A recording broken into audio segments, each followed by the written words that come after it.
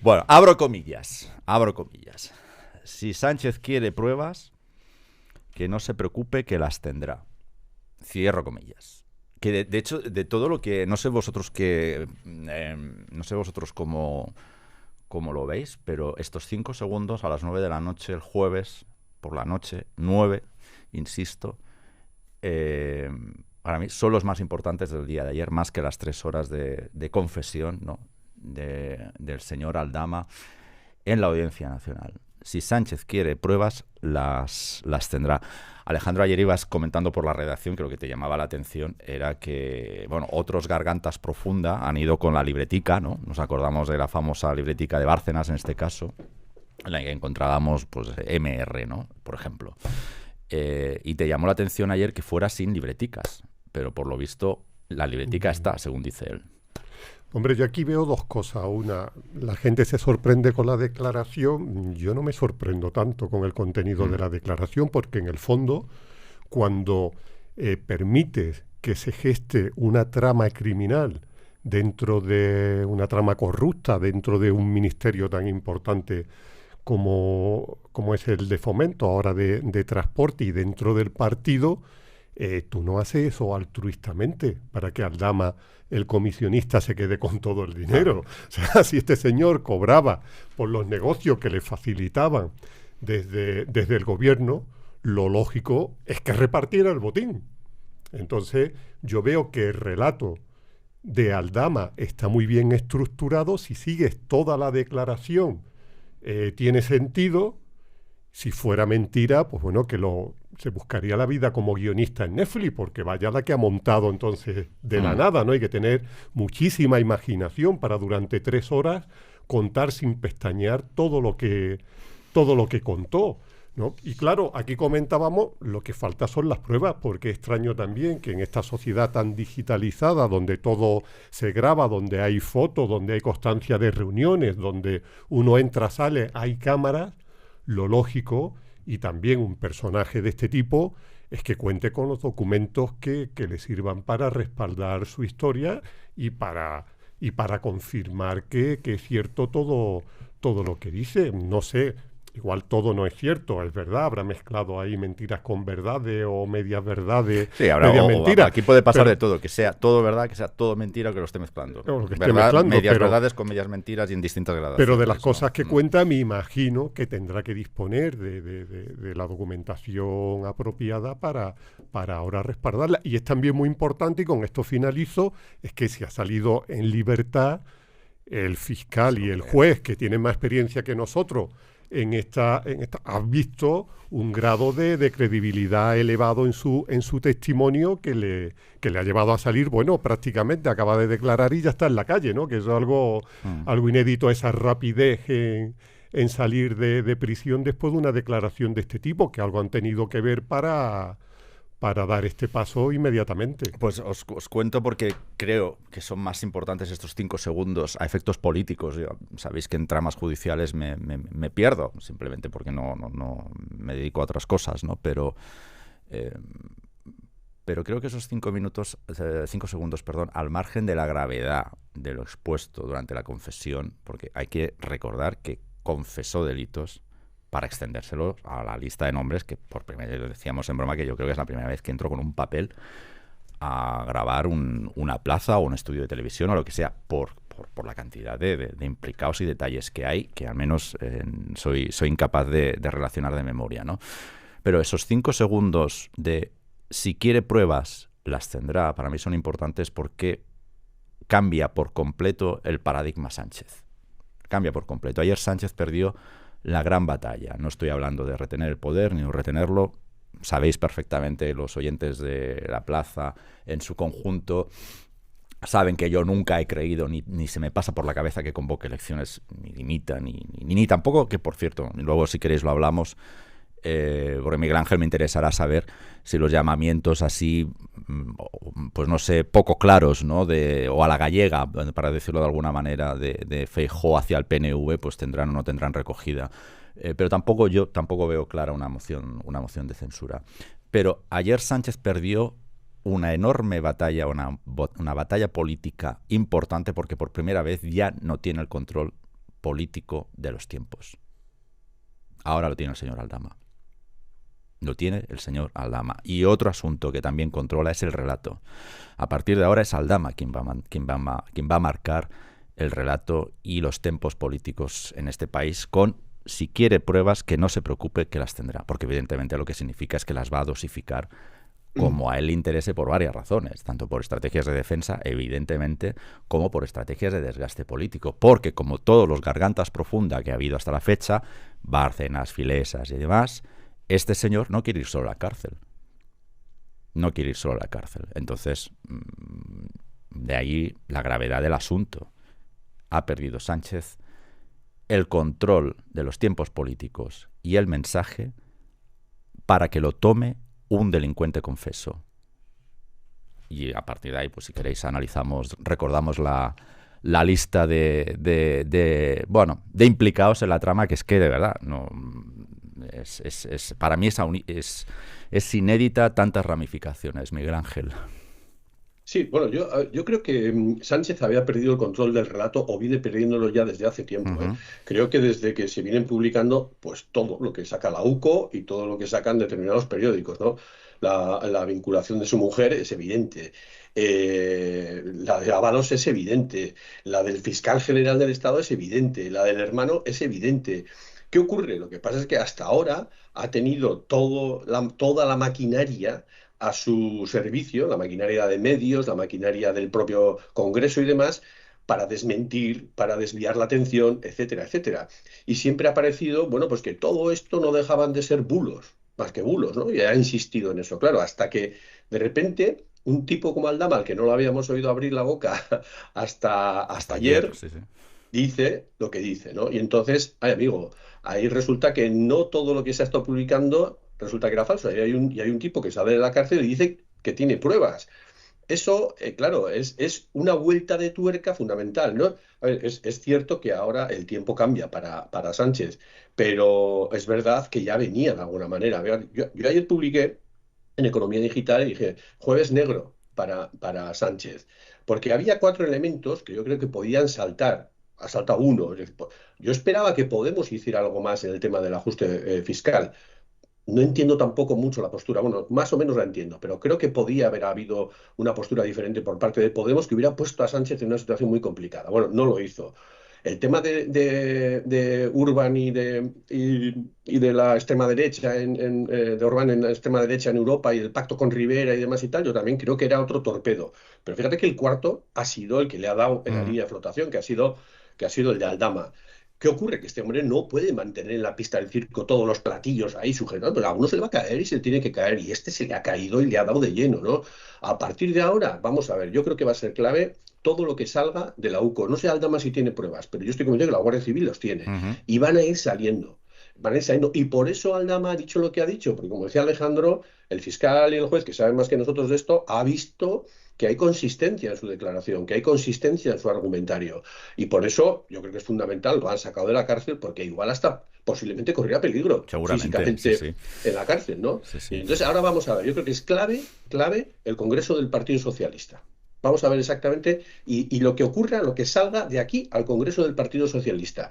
¿Qué voces puede haber ahí? Si todo esto empieza a tener ya un calibre grueso en el sentido de que el escándalo es todavía mayor, en el que ya el presidente del gobierno se ha afectado, porque claro, esto es un caso de corrupción que no hemos visto nunca en España, porque hemos visto el tema de la Gürtel, pero es que esto afecta al propio gobierno, a varios ministros del gobierno. Aquí están implicados, según todos los datos, hasta Nadia Calviño con el tema del rescate de Europa. Está la propia Rivera, está María Montero, está, bueno, ya Ábalos, por supuesto. Vamos a ver todo esto, ¿no?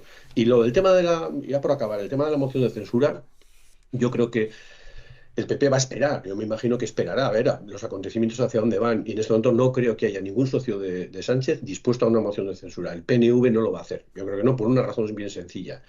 Si cae el gobierno de Sánchez, se le acaba el chollo. Sabe que viene un gobierno de la derecha y de Vox, es decir, del PP y de Vox. Y Vox es una formación que es radicalmente opuesta a cualquier tipo de pacto y diálogo con los nacionalistas, con el PNV. El PNV sabe que con Vox en el gobierno no tiene nada que hacer y por eso lo evita. hablan de la extrema derecha, la ultraderecha, bla, bla, bla, pero básicamente saben que con Vox no tendrían nada que hacer y se les acabaría el chollo en el que están viviendo ahora. Pues vamos a ordenar un poco porque me lo he apuntado, pero has empezado ya con la lista, Miguel Ángel, pero si te parece la afinamos. Claro, Sí, todo esto empieza con una declaración que también me llamó vuelvo a abrir comillas. No soy el Banco de España, os estáis pasando, cierro comillas. Sí, Os estáis pasando, cierro comillas. Pero bueno, nos estamos pasando, vamos a ver cómo se están pasando. José Luis Ábalos, 650.000 euros así por lo pronto. Aquí no entran los 2 millones en pagos de especies. Coldo García, 300.000 euros. Santos Cerdán, 15.000 euros. Pero además están señalados Ángel Víctor Torres, que os estáis pasando. El señor pedía 50.000 euros que pues, no estaban dentro de los pactos internos estos que tenían con Aldama. María Jesús Montero, hombre, Marichus. El dinero público no es de nadie, ¿no? Bien. Fernando Grande Marlasca. Esto para mí es otro de los grandes follones de ayer. Fernando Grande Marlasca, cuya misión es perseguir a los delincuentes, no protegerlos. Teresa Rivera y, como decías Miguel Ángel, Nadia Calviño. Claro, todo esto a mí, pues, me ha apuntado unas preguntas que yo, si Sánchez hiciera una rueda de prensa y me diera la palabra, pues le diría, porque dije, bueno, vamos a ver. Primera pregunta. ¿Cómo se explica que un empresario como Aldama negociara cara a cara con dos vicepresidentas el rescate de una compañía estratégica como Air Europa? Eso a ver si el presidente del gobierno tuviera bien responderlo.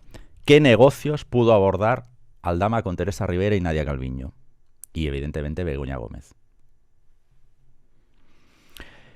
¿Y a dónde iba el dinero supuestamente destinado a Cerdán? ¿A su bolsillo o al PSOE? Porque no vaya a ser que estemos ante el primer indicio de otro episodio de financiación irregular en el Partido Socialista. Sigo, y ahora vuelvo por aquí tenemos la declinación venezolana. Esta trama, presuntamente corrupta, ¿empezó a cobrar de Venezuela para olvidarse de Guaidó? Porque el contexto en el que se produce es el que es. Primero, reconocimiento de Guaidó como presidente electo, no sé, o encargado, ¿no? Fue el adjetivo que le pusieron, a olvidarse absolutamente de él y a incluso a negarse a recibirlo, como sí hicieron Macron y Merkel en esos mismos momentos, ¿no? Y una última pregunta que no tiene nada que ver con lo que dijo ayer Aldama, pero sí va relacionada, es ¿qué pasó en Barajas la noche que aterrizó Delcy Rodríguez para que Coldo no quiera hablar ni siquiera muerto? Esto es, también entre comillas, cito textualmente, ni muerto del asunto. Voy a hablar de lo que pasó en Barajas. Cito a Coldo García. Bueno, pues este es el resumen, por eso lo traía un poco apuntado, de la lista de implicaciones y las preguntas que al menos a mí se me ocurren después de leer y de escuchar las declaraciones ante el juez, que el pobre iba solo por el caso hidrocarburos y vamos, no es que le tirara no es que tirara de la manta Aldama, es que tiró de la sección del textil completa del Corte Inglés, no sé, es que no. Este es el resumen. No sé si me he olvidado algo a vuestro juicio, pero bueno. No. No, yo creo Iván, que todas las preguntas son pertinentes, pero ya sabes la respuesta. Fango. Aldama, ¿quién es Aldama? Sí. ¿Quién es Aldama? Fijaos. O sea, es que te niegan la mayor. Tenemos un gobierno que está negando la mayor. No conozco a ese señor de nada. Vino y se hizo un selfie conmigo, pues como miles de personas se hacen. ¿Que estuvo con quién? ¿Con qué ministro? Eso es absolutamente falso. O sea, es decir, están negando todo lo que el resto de ciudadanos estamos viendo y que está saliendo, pero lo niegan la mayor. ¿Por qué? Pues porque no les queda otra. A este gobierno no le queda otra que negar la mayor, porque en el momento en que esto sea así y que Aldama demuestre que efectivamente se reunió con Teresa Rivero con el tema de los hidrocarburos o con Nadia Calviño con el tema del rescate de Europa, etcétera, etcétera, que le dio dinero a uno, que le dio la bolsa al otro, en el momento en que se empieza a demostrar todo esto, pues es cuando ya efectivamente todo el castillo de naipes se caerá, pero de momento lo mantienen pues de una manera cada vez más costosa, lógicamente, y con más dificultad, negando la mayor. Y entonces no tenemos más que ver ayer al propio presidente del gobierno diciendo, ni siquiera hablan, y no digo ya los medios, a todos los medios estos de la sincronizada que llamamos, ¿no? Diciendo que Aldama poco menos que es el nuevo pequeño Nicolás. Y un tipo, un zumbao, un friki que anda por ahí diciendo cosas, porque claro, como quiere salir de la cárcel, se le ocurre ahora decir todo este tipo de cosas. Entonces, eso es lo que vamos a seguir escuchando por muchas preguntas tan pertinentes como las que tú haces, ¿no? Porque, claro, tratar de responder como un delincuente en la cárcel y recuperado ahora por el fiscal y por el juez, porque van a llegar a un acuerdo, ha estado con todos los ministros, con unos cuantos ministros, con por lo menos media docena de ministros de este gobierno, es que no tiene un pase. Claro, y en el Ah. momento en que eso se descubra, como digo, todo se caerá. Pero de momento van a negar la mayor y vamos a estar en esa especie de limbo de decir, no, no sabemos quién es todo falso, es mentira, son todo bulos, Lo etcétera, que pasa etcétera, es que eso, pues, eso podría funcionar en otro momento, ¿no? De hecho, se me estaba ocurriendo otra ahora que es, señor Sánchez, ¿mantiene usted que no cruzó ni media palabra con Aldama cuando él dijo literalmente, gracias, gracias por lo que haces, me tienen informado? Hombre, eso ya es cruzar palabras. ¿Mantiene usted, señor Sánchez, que no cruzó ni media palabra con Aldama? ¿Pero ni media? ¿Ni una frase? Nada, pechequita, nada, cero. Otra pregunta que se me está ocurriendo sobre la marcha. No, acordaros cuando le preguntaron a Sánchez si conocía a Aldama, cómo nos respondió a esa pregunta. efectivamente. Y eso es muy significativo. Después ya cuando salió la fotografía, ya dijo, bueno, pero eso es lo que comentaba Miguel Ángel, ¿no? Que en un meeting y tal, me hago foto con mucha gente, pero hombre, en un meeting es verdad, y cuando te haces un selfie con una persona, aparecen más gente alrededor y está en un sitio público. Aquí es cierto, primero, que no era un meeting, era un acto de partido porque era la proclamación de la candidatura de Pepu Hernández, ¿no?, a la alcaldía de Madrid, y luego se ven claramente que estaban en un sitio ellos completamente solos, y que encima el fotógrafo era Koldo, que no estaba Aldama haciendo, y no creo yo que Koldo sea el fotógrafo oficial del PSOE en los actos para hacer fotos del presidente con los asistentes. Por ahí ya, por ese lado, Sánchez tuvo que recular al ver lo de la foto. Y ahora también hay una cuestión pendiente, que es que le ha preguntado si Aldama visitó a Sánchez en el Palacio de la Moncloa, y el Palacio de la Moncloa no responde a esa pregunta tampoco, ¿no? Cuando, bueno, tiene que existir un registro y ver si ha estado reunido allí también, ¿no? Que es importante si al final se hace de esta información. Y por último también es que Aldama no solo ha tenido esta reunión aquí con los ministros, sino que ha tenido una proyección internacional. Bueno, de facto parecía, claro, es que parecía el ministro de Exteriores de facto. Claro, es que negociaba con Delcy directamente. Por eso digo, es que en México negociaba el contrato del Tren Maya directamente, y no pueden decir que no conocen porque en la foto de la noche famosa del aeropuerto de Barajas aparece al lado de Koldo. Y que yo sepa, nadie del PSOE se preguntó, oye, ¿quién es ese señor que está al lado de Koldo? Sino que lo veían completamente normal que estuviera haciendo las gestiones en la visita de Delcy, porque era uno de los cometidos que tenía en ese momento. Entonces ahora que digan, ¿cómo Aldama quién es? Nadie lo conoce. Sí, lo teníais ahí delante, ¿no? Bueno, pues no, pero fijaos, me estaba acordando ahora como deriva, al final estamos viendo la misma película, simplemente con matices, ¿no? Me estaba acordando de, y esa persona y esa persona de la que usted me habla, ¿no? Pues ahora es el personaje, ¿no? Pero al final estamos viendo unos ciclos que se repiten, pero es que sabemos cómo acaban, y la Gürtel acabó como acabó, Filés acabó como acabó, hoy evidentemente, por ejemplo, El Mundo, que ha trazado muchos paralelismos, ¿no? con el GAL, trama que destapó este periódico, con la respuesta que está dando hoy el gobierno a las primeras indicios, ¿no? del GAL, pues esta película ya la hemos visto, simplemente tiene estos matices. Lo que pasa es que sí es verdad que por primera vez el plus de calidad, con perdón de esta expresión, es que afecta a medio Consejo de Ministros, por lo cual parece que encima tienes una construcción del Poder Ejecutivo en España. Claro, esto también, perdonad un poco me niego a hablar de que si esto fuera un país europeo, no sé qué, ya estaría todo el gobierno dimitido y no sé qué, pero es que esto no se parece, fijaos, se parece más a un gobierno latinoamericano corrupto en estructura y en organización que no a un gobierno homologable europeo. ¿Por qué? Pues tenemos un núcleo duro del gobierno, que es el que se lo lleva crudo, que son todos estos de la lista, y luego una parte del gobierno totalmente poblada, cuyas funciones pues son pues las que son, o sea, ninguna, y con habilidades más bien limitaditas, y méritos, pues desde luego no muy pocos profesionales, que es el resto del gobierno, ¿no? Cuyos méritos vamos a señalarlos, cuyos únicos méritos es la adulación al líder. Así que me resulta entrañable todos estos colegas que hoy están clamando, ¿no? Que si esto fuera un país que es todo lo que confesó ayer Aldama en cualquier país europeo provocaría la caída inmediata del... Ya, pero es que esto no...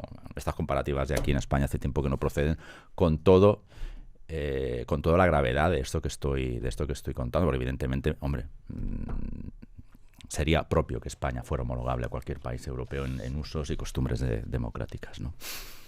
No está bien eso que recuerdas también del GAL, porque es verdad que González en su momento, cuando las declaraciones de Amedo y Domínguez, dijo, ¿a quién vaya a creer? ¿A unos delincuentes o a un presidente del gobierno? ¿No? Y al final ya sabemos cómo acabó aquello. Es que el problema de Sánchez es que tiene la palabra ya muy deteriorada. Alsina, ¿no? ¿Y usted por qué miente? ¿No? Esa mítica frase en la entrevista preelectoral, ¿no? ¿Y usted por qué miente? O, como no recuerdo la formulación exacta, pero imagino que os acordáis a la entrevista a la que me estoy refiriendo. No, yo solo cambio de opinión, ya. Pero es que eso mina la credibilidad de un presidente del gobierno. Y la credibilidad del presidente del gobierno hoy es la que es. Entonces, ¿qué te vas a creer? A un presidente del gobierno que sabemos que ha mentido en todas las decisiones que ha tomado, o a un confeso, a un delincuente confeso, porque ya lo es, porque ayer confesó delitos, en un sede judicial, sí, vamos, seguramente está mezclando verdades con mentiras, con medias verdades, con medias mentiras, en distintos aspectos de gradación, pero que en el fondo, entre otras cosas, como señalaba antes Miguel Ángel Idígoras, ese relato al fiscal le encaja y el fiscal, evidentemente, tiene en la memoria y tiene en la cabeza el relato de las investigaciones de la UCO. Porque la prueba evidente, como decíais al inicio, de que el fiscal le da credibilidad a ese relato de ayer, es que este señor ya está en la calle. El fiscal y el juez saben perfectamente qué contienen los informes de la UCO. Y yo infiero de las decisiones del fiscal avaladas por el juez ayer que ese relato encaja más que menos con las investigaciones de la UCO. No, sin duda, yo creo que una de las situaciones anómalas que vivimos en España desde que gobierna Pedro Sánchez, fundamentalmente, es que es un presidente del gobierno que ha abolido la responsabilidad política del gobierno. No existe responsabilidad política del gobierno. Sí, si esto fuese, lo hemos escrito muchas veces, ¿no? Si nos retrotraemos unos 15 o 20 años a gobiernos de aquella época, un presidente del gobierno al que han imputado a su mujer, a su hermano, al secretario de organización de su partido, a su mano derecha, al fiscal general del Estado, y no, ni dimite ni hace amago ni nada de nada, quiere decir que a partir de ese momento no puede haber responsabilidad política de absolutamente nadie, incluso de Mazón. ¿Mazón por qué tiene que dimitir?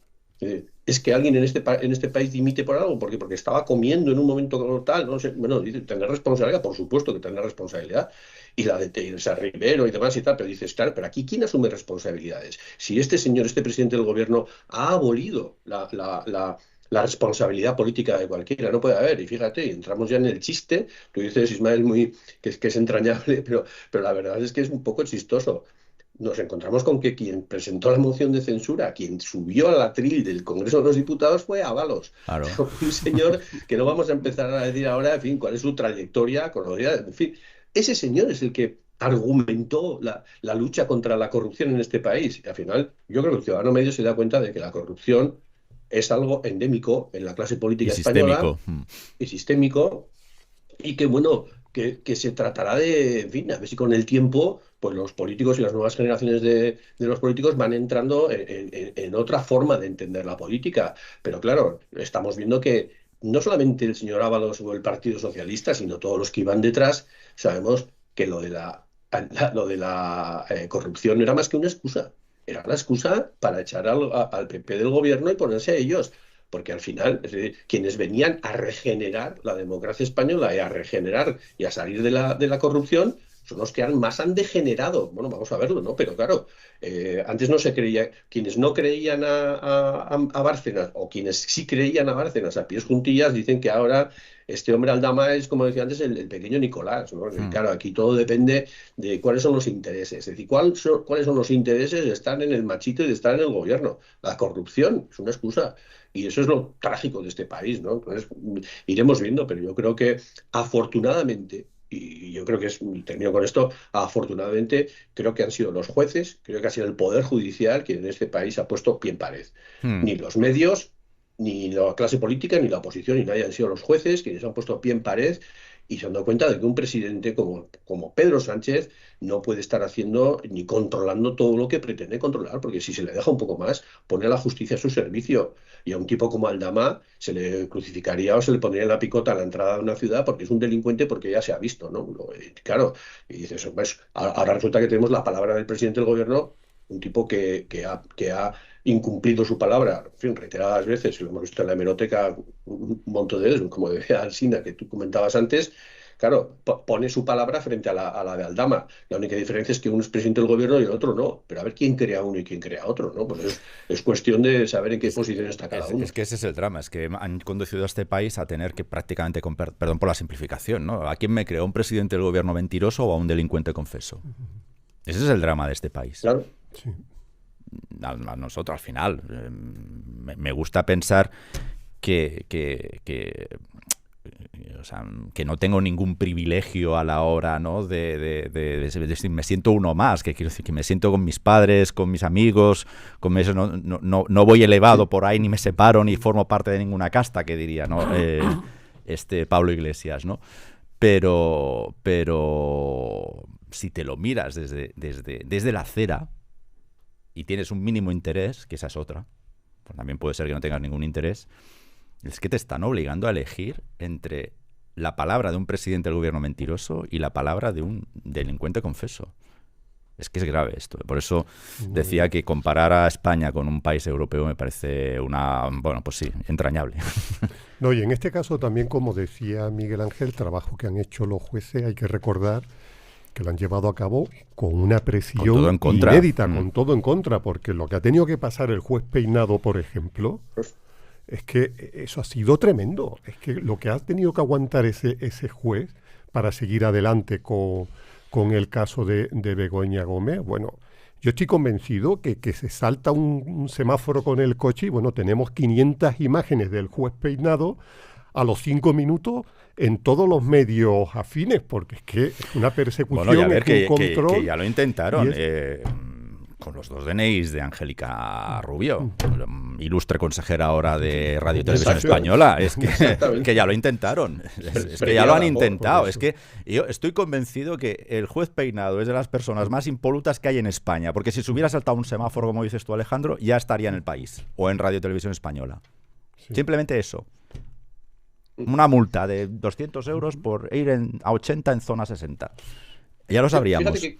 Fíjate que creo que uno de los errores de este gobierno o de los partidos que están, los satélites de este gobierno y del propio gobierno en sí, ha sido esa creciente desfachatez que han tenido hacia la clase judicial, hacia el Poder Judicial en España, ¿no? Todavía ver a Rufián en el Congreso de los Diputados decir que lo que está pasando es que un tío como el juez Peinado, es un prevaricador, que es un tipo corrupto, creo que ha dicho algo así, ¿no?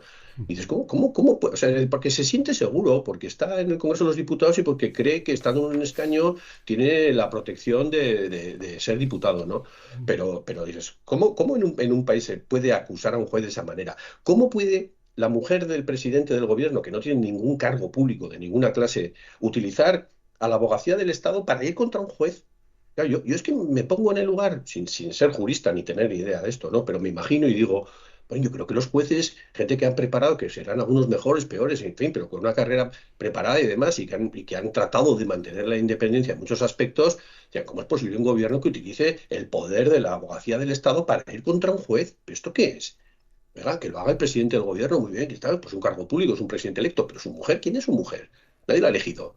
¿Por qué está utilizando medios públicos? Pero aún así, Claro, pero y Miguel esto es una Ángel, cosa que se asume y se ha asumido como si fuese normal. ni el Yo presidente... creo que se han pasado con los jueces y están encontrándose quizás con la arma de su Pero zapato. es que ni el presidente del gobierno debería utilizar la abogacía del Estado como el abogado de familia.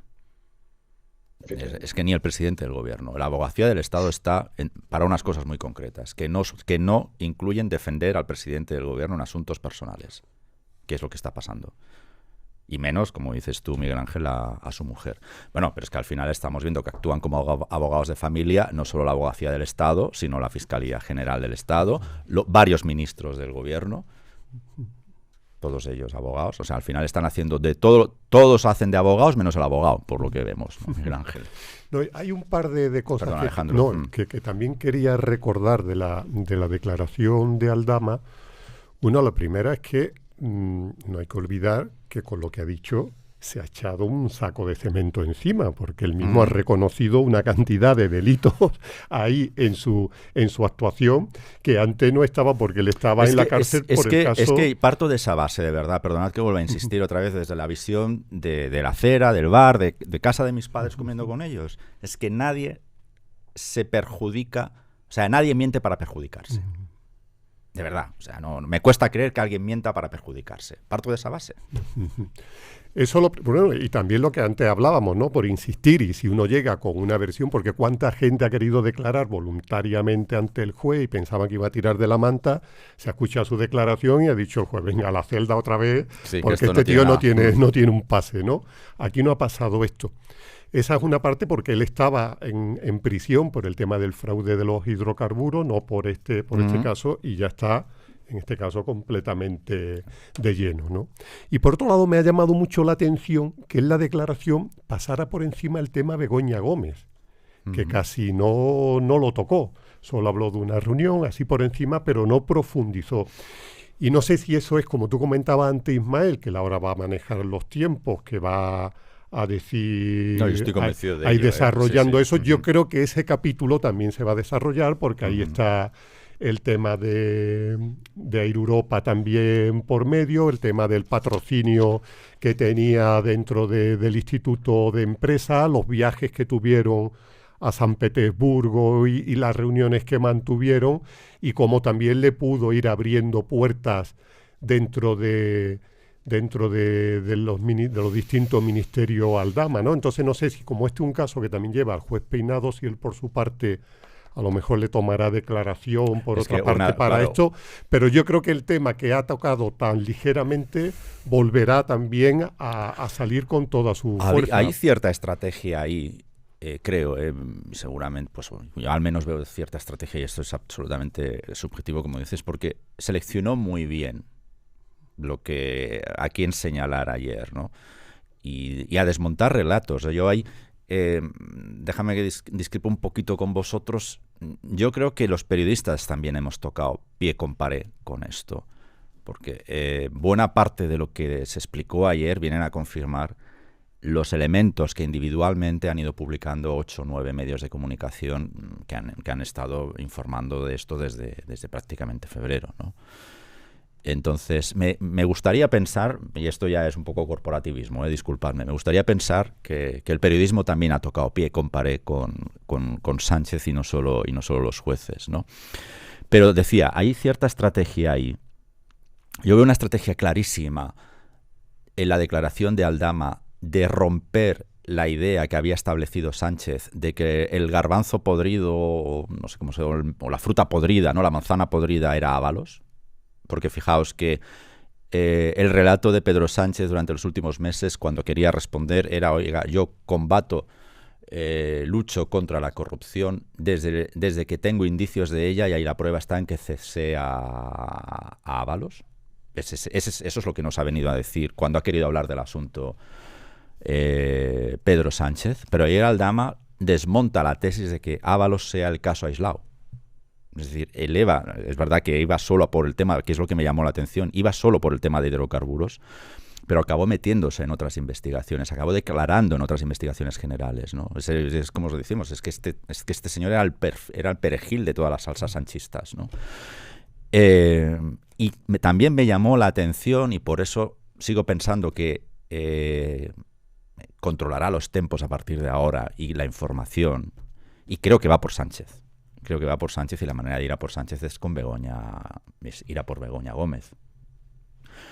Porque ayer también, fijaos que aunque Cerdán insista en desmentir a no sé exactamente qué estaba desmintiendo, porque Aldama no señaló a Sánchez de cobrar absolutamente nada, y Cerdán desmintió que Sánchez cobrara algo. Es decir, yo no sé si está por saber y está haciendo un desmentido preventivo o si simplemente le traicionó el subconsciente, que seguro que es eso, ¿no?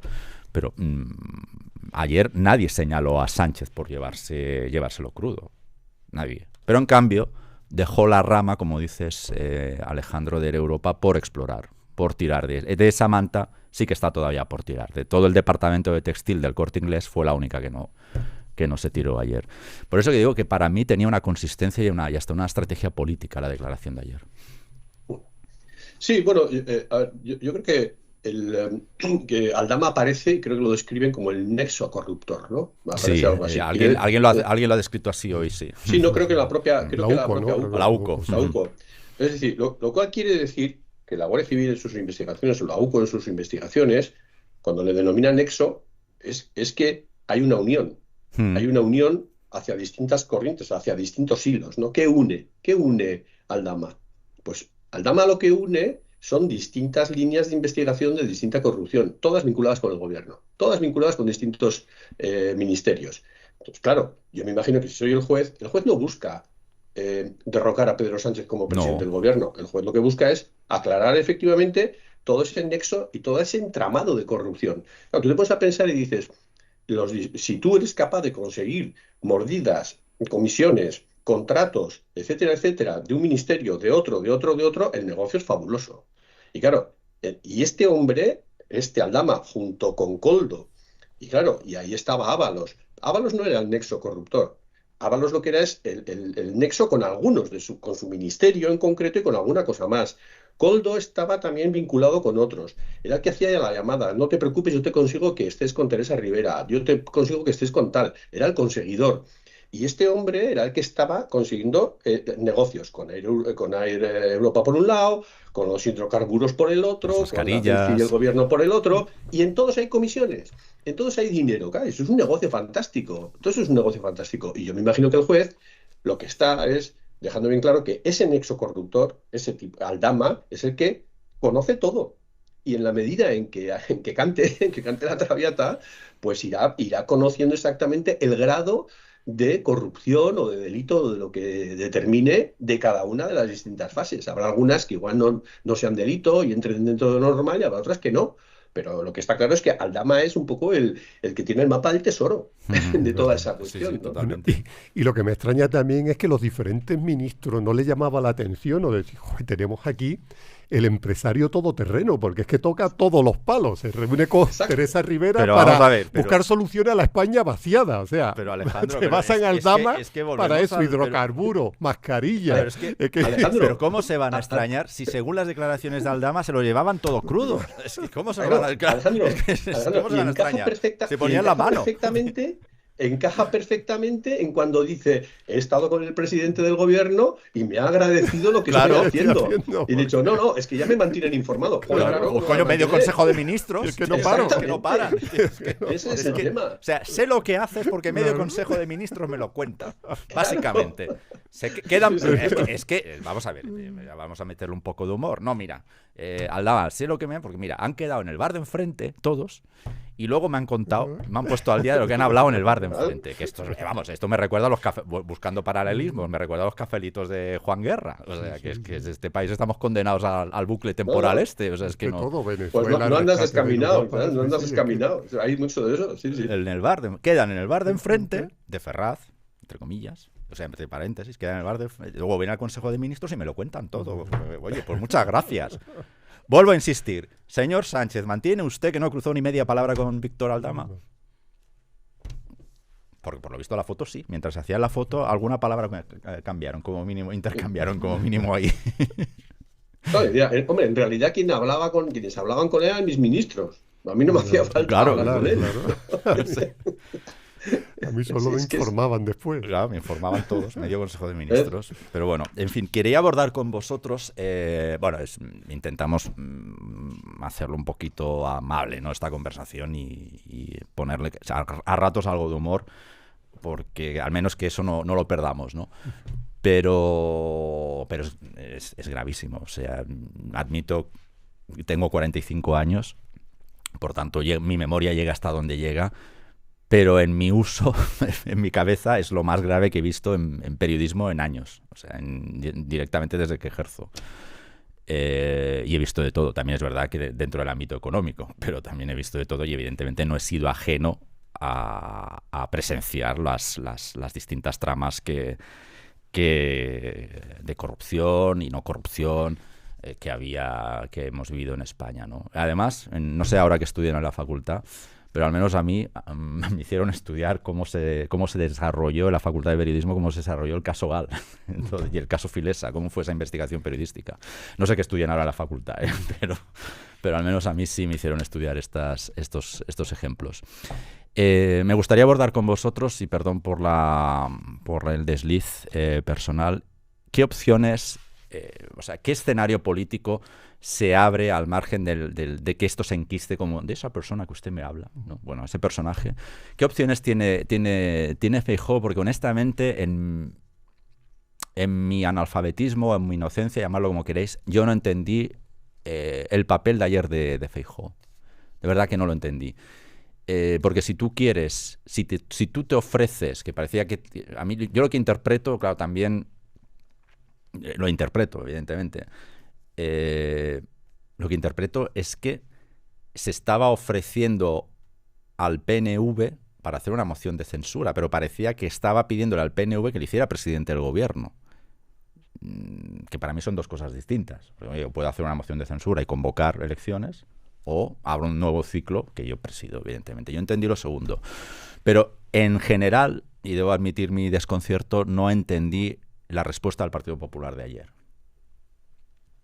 Y no sé ni siquiera si hubo respuesta no sé, los socios implicados, no sé si han hablado o no han hablado. Por ejemplo, Gabriel Rufián, que es muy dado a estas cosas, no sé si ha dicho ya algo o no lo ha dicho. Pero hacedme una reflexión, por favor, si os apetece, de en qué situación política deja al resto de partidos la declaración de Aldama de ayer. Y para cerrar el programa os preguntaré, os la vais pensando, si esto puede suponer el fin del Partido Socialista.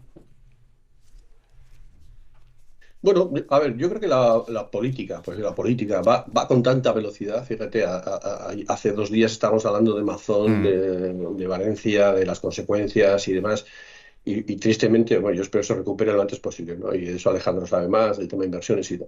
Pero el tema político va todo tan rápido que yo me imagino que establecer estrategias de cara a lo que acaba de decir Aldama, pues es complicado, ¿no? Para cualquiera, para la oposición también. Yo trato de ponerme en el pellejo de Feijóo y digo, bueno, pues vamos a ver hacia dónde va la investigación, en qué situación deja todo esto, y eso es ajeno al Partido Popular.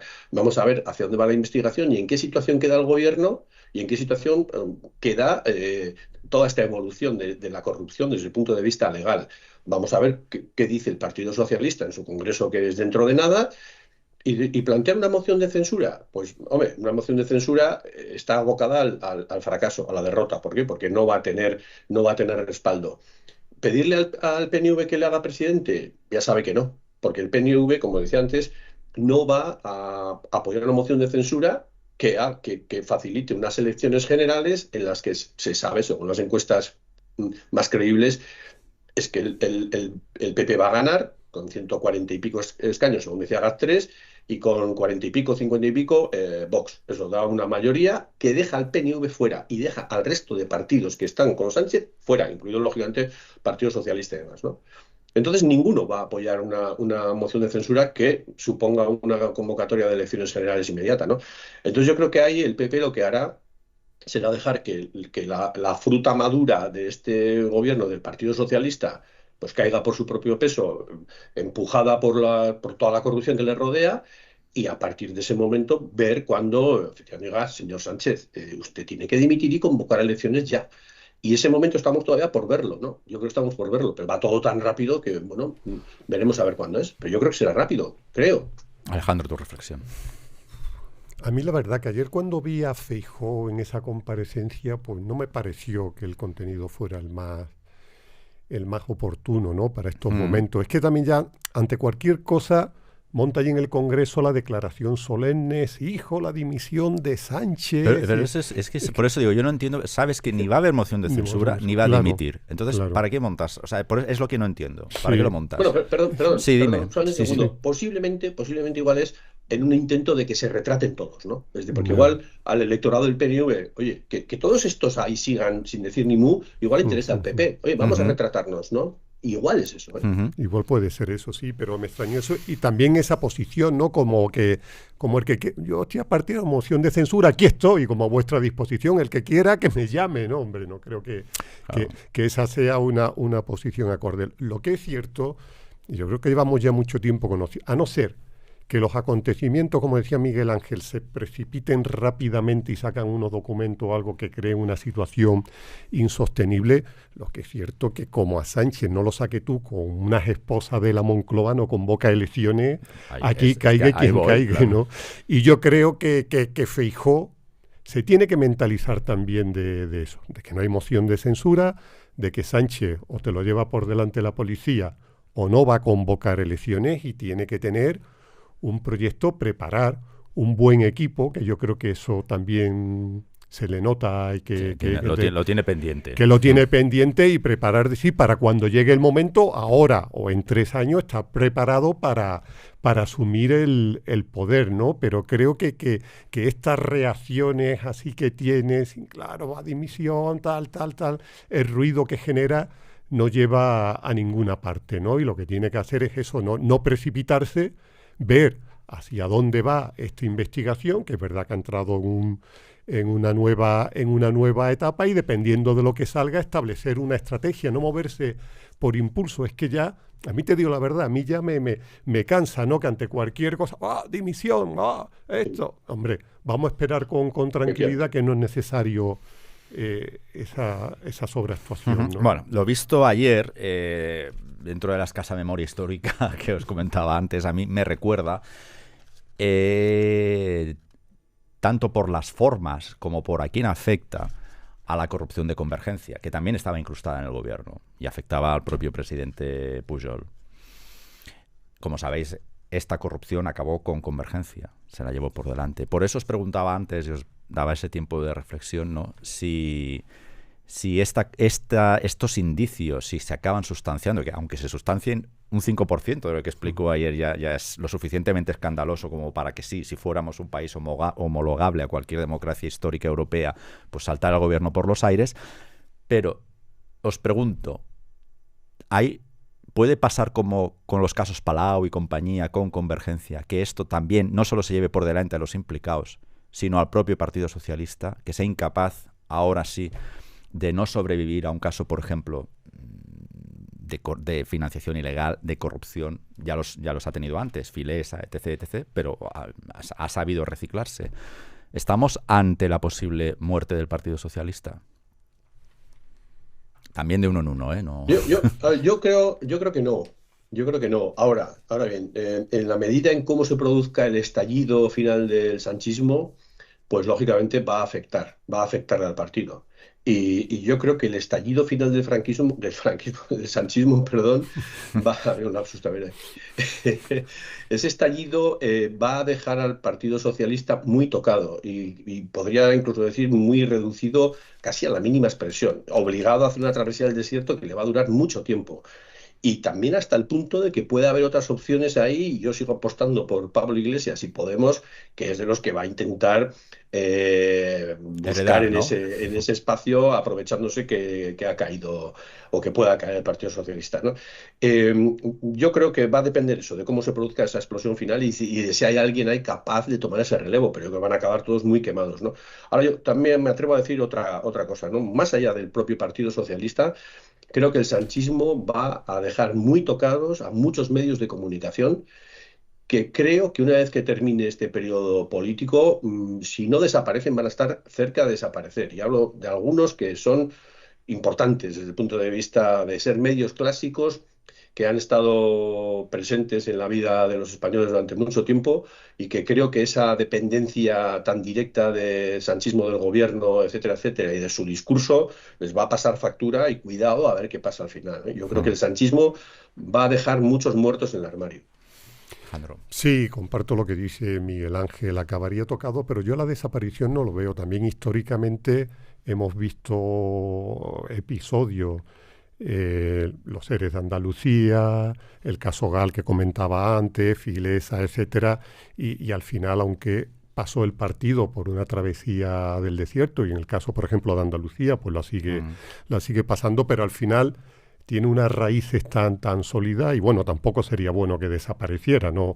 Yo creo una democracia como la española de verdad necesita, que no estaba sí. prejuzgando ni animando a, sino Sí, a mí como, el caso más parecido que veo de todo lo relatado hasta ayer es el de Convergencia, sí. y el de Convergencia acabó como acabó, sí. con la desaparición de Convergencia, por eso os lo pregunto. Pero fíjate, los dos grandes partidos nacionales han sobrevivido porque también el caso del PP sobrevivió a la Gürtel, aquí en Madrid, dentro de la Comunidad de Madrid, pues la corrupción fue tremenda.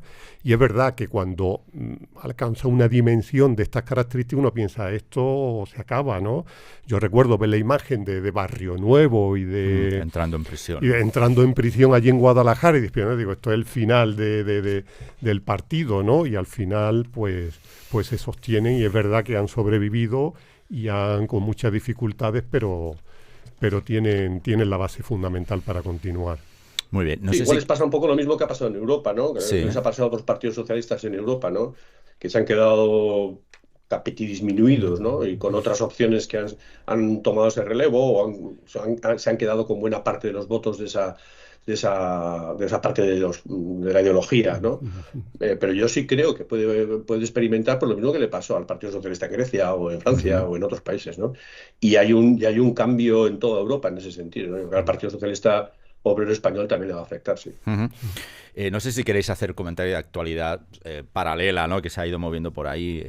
Tenemos la casi reforma fiscal que se han sacado de la manga, que yo prácticamente lo de ayer pareció una moción de confianza, ¿no? Conseguir sacar esa reforma fiscal que tiene la utilidad que tiene, es decir, que Bruselas desbloquee el siguiente tramo de ayudas, no tenía más historias. Esto no hay una pretensión, diga lo que diga Montero, en la lista de Aldama, por cierto, con su jefe de gabinete, no hay ninguna pretensión de mejorar, Marichus, lo sabes, no hay ninguna pretensión de mejorar la vida de los ciudadanos, la única pretensión de los contribuyentes, la única idea que llevabais en la cabeza, por eso atasteis el voto de Podemos fuera como fuera, era desbloquear el siguiente tramo de ayudas, porque necesitáis ingresos, entre otras cosas, para todas las ayudas y promesas que estáis haciendo en Valencia.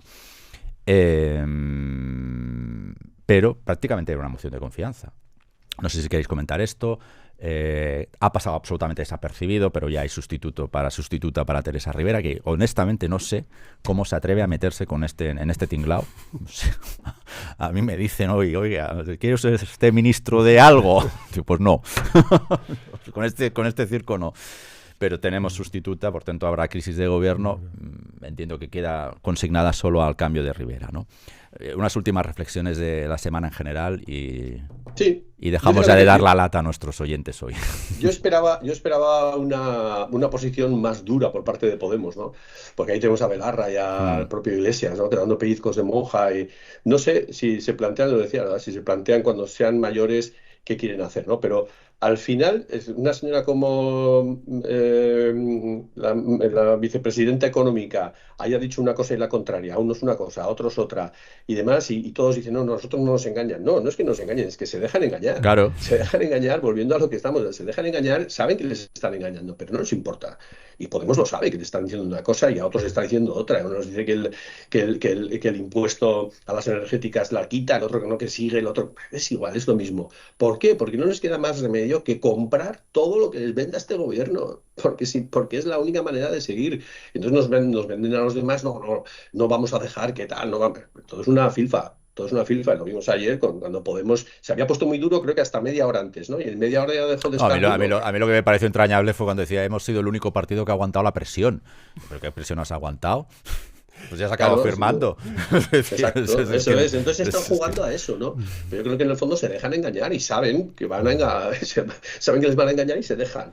¿Por qué? Pues porque es la única manera de seguir Pero en el chiringuito. sigo sin entender que gana Podemos cediendo con esta, porque saben que no va a haber impuesto a las eléctricas, saben que Sánchez les va a tomar el pelo cuando toquen esa, ¿cómo dijeron que lo iban a vehicular? No sé si una comisión o una cosa extraordinaria, no sé, una mesa negociadora, eso es. Pero es que además era gracioso que dijera Belarra, no, este gobierno ha engañado a todo esto, Menos pero a a mí. nosotros no nos engaña y resulta Sí. que la madre del cordero, que era el impuesto a la energética, pues no está todavía. Pues no está. Que veremos, Que ya lo hablaremos Ya en lo una mesa, hablaremos. que encima salta Junts con la ironía que le caracteriza, porque hay que admitir que ironía tienen. Dice, sí, bueno, sí. pues cuando se ponga esto, Cuando pues ya se lo ponga- votaremos, como diciendo, pues tampoco. Sí, Sí, sí. Es que no. porque este gobierno es especialista en eso. Hoy me acordaba también, digo, cuando en julio creo que fue, que salió Sánchez anunciando la nueva reforma de las pensiones que hemos alcanzado, pues todavía no se ha aprobado.